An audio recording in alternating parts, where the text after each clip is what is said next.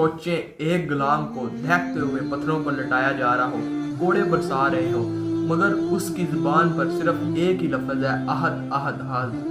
حضرت بلال حبشی رضی اللہ عنہ اسلام قبول کرنے والے ابتدائی مسلمانوں میں تھے۔ ان کے آقا ان پر پتھر اور ظلم کیا کرتے، بدترین ظلم کیا کرتے، پتھر برسایا کرتے۔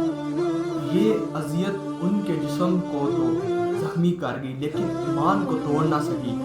آزاد ہونے کے بعد بلال رضی اللہ عنہ اسلام کے پہلے مؤذن بنے اور ان کی آواز صدیوں تک امت کو اذان کے ذریعے جگاتی رہی۔ نبی کریم صلی اللہ علیہ وسلم ان سے اتنی محبت کرتے تھے کہ ایک دن فرمایا، بلال جنت میں میں نے تمہارے قدموں کی آہٹ سنی ہے۔ حضرت بلال رضی اللہ عنہ کی قربانیاں ہمیں یہ سبق دیتی ہیں کہ ایمان کے راستے پر آزمائشیں تو آئیں گی، مگر ثابت قدم رہنے والے ہی اللہ کا محبوب بنتا ہے۔ یاد رکھیں، اگر ایمان مضبوط ہو تو دنیا کی کوئی طاقت تمہیں جھکا نہیں سکتی۔